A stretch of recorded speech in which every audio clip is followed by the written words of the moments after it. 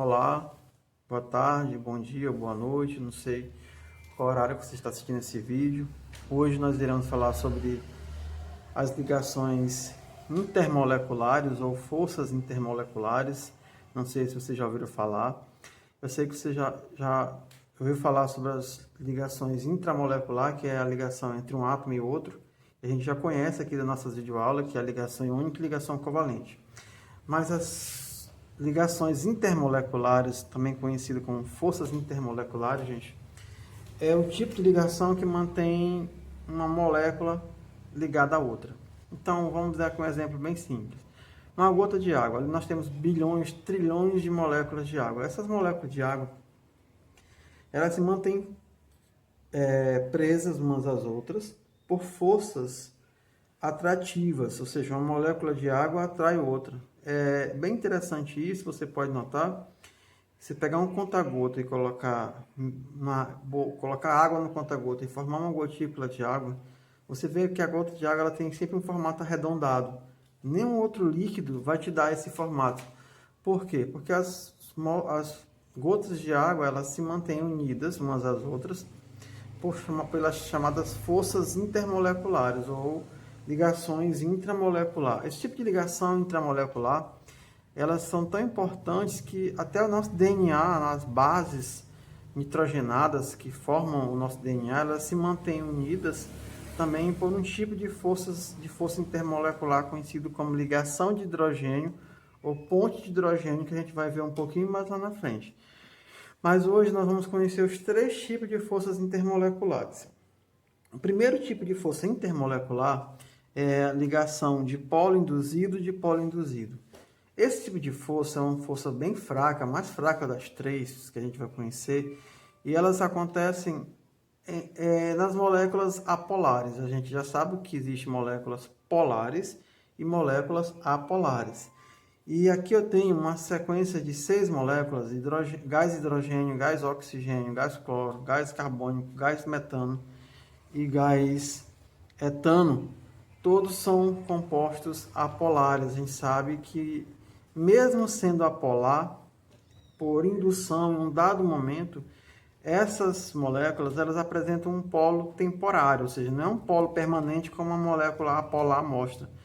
Digamos que tem aqui nessa representação, eu tenho uma molécula que tem 10 cargas positivas e acontece uma distorção da nuvem eletrônica, que fica 3 cargas negativas de um lado e 7 cargas negativas do outro. A outra molécula do mesmo jeito, tem 10 cargas, né, positivas e de um lado eu tenho 3 negativas e tenho 7 negativas do outro lado. Veja que o lado da molécula que tem mais carga negativa vai atrair o lado da molécula que tem menos carga negativa, ou seja, o lado que apresenta a carga parcial negativa atrai o polo onde está a carga parcial positiva. Forças atrativas, forças diferentes se atraem, e essa atração aqui é uma atração fraca entre esses dois dipolos, porque esses dipolos eles são temporários. Então essa força de atração ela deixa a molécula bem livre, ela não prende tanto a molécula na outra. Elas também são conhecidas como forças de London-London ou forças de Van der Waals. Então são atrações que vão acontecer entre duas moléculas apolares, que a gente já sabe o que é uma molécula apolar e como determinar isso, e são forças atrativas fracas.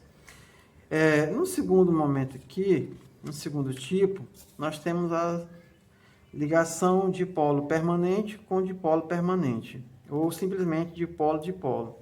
Esse tipo de interação acontece entre moléculas polares, como por exemplo a água, ácido clorídrico, ácido bromídrico, monóxido de carbono, dióxido de enxofre.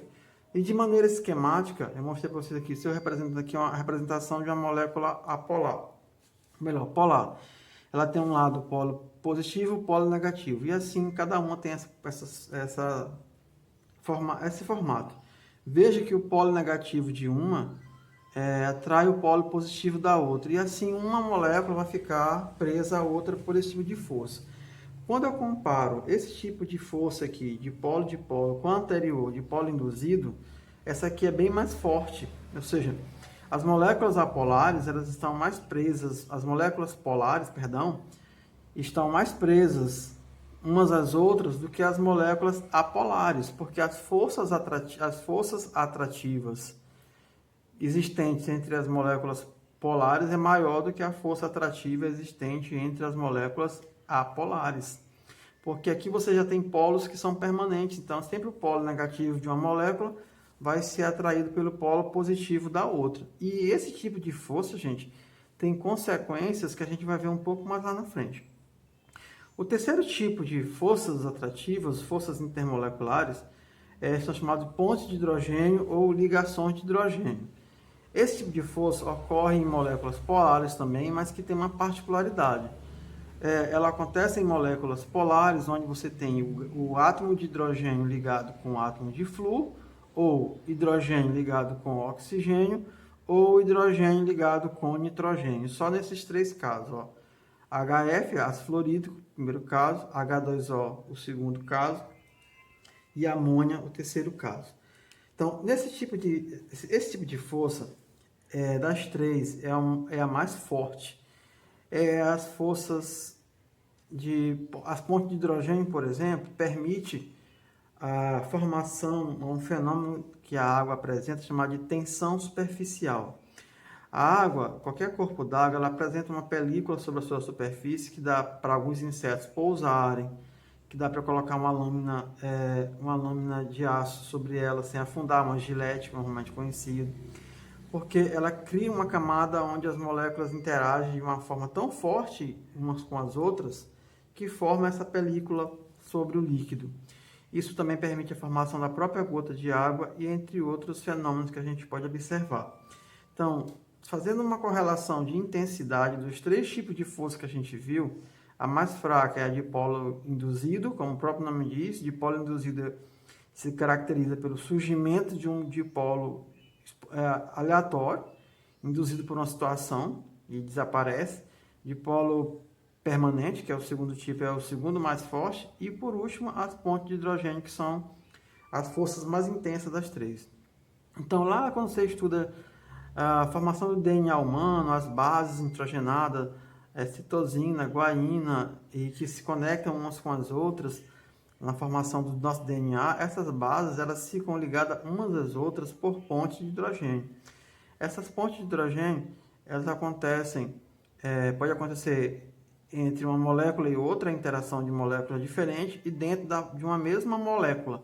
São as pontes de hidrogênios presentes, influenciando muitas características, muitas propriedades físicas e químicas dos compostos. Então, a gente, na sequência aqui, vai ver como que essas forças intermoleculares, de polo induzido, de polo e ponte de hidrogênio, influencia na temperatura de fusão e na temperatura de ebulição das substâncias.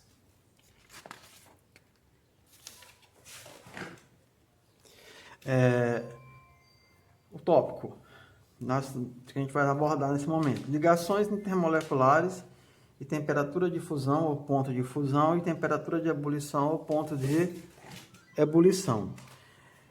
A temperatura de ebulição de uma substância, gente, a difusão, é aquela temperatura fixa, onde uma substância passa do estado sólido para o líquido. E a temperatura de ebulição é aquela temperatura onde a substância passa do estado líquido para o gasoso. Lembre quando você vai colocar uma água para preparar um café, a água vai esquentando, esquentando, até chega uma hora que ela começa a ferver. Quando ela começa a ferver ali, começa a surgir aquelas bolhas no fundo subindo em direção à superfície do líquido, da água no caso, você atingiu a temperatura de 100 graus, ou seja, a água ela ferve a 100 graus, o ponto de ebulição da água é 100 graus. Mas cada substância ela tem um ponto de ebulição diferente, que a caracteriza, né? E essa diferença no ponto de ebulição, ela existe influenciada por dois fatores. Primeiro dele, aqui ó, em moléculas com o mesmo tipo de interação, ou seja, o mesmo tipo de força das três que a gente viu anteriormente, quando tem o mesmo tipo de força, o que é que vai controlar o ponto de ebulição? Quanto maior o tamanho da molécula, maior vai ser o ponto de ebulição. Isso quer dizer que Moléculas grandes, ponto de ebulição alto. Moléculas pequenas, ponto de ebulição baixo. Isso é verdade quando a molécula tem o mesmo tipo de força intermolecular. Agora, se as moléculas têm tamanho aproximadamente iguais, quanto maior a intensidade de interação, quanto maior o tipo de... maior vai ser o ponto de ebulição. Então, quanto mais forte for a força intermolecular que age naquela molécula, maior vai ser o ponto de ebulição. Então, aqui, ó, a ordem crescente de intensidade de interação dessas forças. Ó. Eu já tinha falado sobre isso, mas aqui eu escrevo. O dipolo induzido é menor do que o dipolo, que é menor do que a ligação de hidrogênio. Ou seja, das três forças, a mais fraca é o dipolo induzido e a mais forte é a ponte de hidrogênio, ou ligação de hidrogênio. Então, isso quer dizer o seguinte, gente, se eu estou querendo comparar o ponto de ebulição de duas substâncias que têm moléculas do mesmo tamanho, quem vai ter maior ponto de ebulição é quem tem as forças intermoleculares mais intensas. Agora, se você tem moléculas que têm o mesmo tipo de força intermolecular, a molécula que vai ter maior ponto de ebulição é aquela que tem um maior tamanho. Para a gente ilustrar isso, é só com um exemplo que fica mais fácil de entender. Tomei aqui como exemplo a água e o ácido sulfídrico. São duas substâncias bem parecidas em termos de molécula. Tanto o oxigênio como o enxofre pertencem à mesma família da tabela periódica. E aí eles formam compostos parecidos. Mas se você analisar as duas moléculas, elas têm tamanhos também próximos. Ou seja, o tamanho delas não vai influenciar no ponto de ebulição. O que vai influenciar no ponto de ebulição, aí no caso, vai ser o tipo de força intermolecular que haja aí. A água, ela apresenta ponte de hidrogênio. Por que apresenta ponte de hidrogênio? Porque o hidrogênio se liga com o oxigênio. O ácido sulfídrico, ele é uma molécula polar. Toda molécula polar apresenta um tipo de força dipolo-dipolo. Isso tem como consequência, olha só, o ponto de ebulição da água é 100 graus Celsius. O ponto de ebulição do ácido sulfídrico é menos 60 graus Celsius, abaixo de zero. Veja que a molécula tem o mesmo tamanho, mas apresenta forças intermoleculares diferentes. E a molécula que apresenta forças intermoleculares mais intensas, mais fortes, que é o caso da água, apresenta um ponto de ebulição muito mais alto. Então, quanto mais intensa é a força intermolecular, mais elevado é o ponto de ebulição da substância. Por que, professor, isso acontece? Porque vai ser mais difícil, eu tenho que fornecer mais calor para romper a ligação entre uma molécula de água e outra. Isso vai ser mais complicado de fazer quando entre as moléculas a força que existe é a ponte de hidrogênio. Agora, quando a molécula está ligada com forças dipolo-dipolo, que são forças mais fracas, a quantidade de calor necessária para que haja ruptura da ligação entre as duas moléculas é bem menor. Isso dá à molécula um ponto de ebulição mais baixo. E aqui nesse gráfico eu tenho mostrando para vocês moléculas que têm tamanhos diferentes, apresentam o mesmo tipo de força. Todas são moléculas apolares, flúor, cloro, bromo, iodo, e todas apresentam a força dipolo induzido. Mas veja que o ponto de ebulição vai crescendo, ó, à medida que a molécula vai aumentando. Ou seja, aqui no gráfico mostra que quando a molécula tem o mesmo tipo de força, o que vai influenciar no ponto de ebulição das moléculas, das substâncias, é o tamanho dela. Como o iodo aqui é a maior molécula das quatro, ele tem um ponto de ebulição de 184 graus Celsius. Já o flúor, menos 188, bem distinto, mais de 100 graus de diferença. Lembrando que todas são moléculas apolares e todas apresentam forças do tipo dipolo induzido, dipolo induzido. Então, quando as forças que agem sobre um conjunto de moléculas são iguais, o que vai influenciar na diferença no ponto de ebulição é o tamanho delas. E você percebe que à medida que as moléculas vão aumentando, o ponto de ebulição também vai aumentando de maneira linear.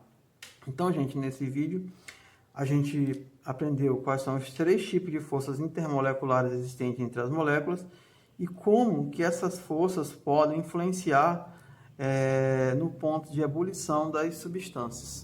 Espero que vocês tenham aproveitado, aproveitem na realidade e consigam relacionar isso na resolução de problemas que o Enem cobra bastante essa parte de conteúdo aqui, porque tem uma aplicação prática. Então aqui a gente fecha todo um conteúdo de ligações químicas, passando lá pela regra do octeto, ligação iônica, ligação covalente, geometria molecular, polaridade de moléculas e forças intermoleculares.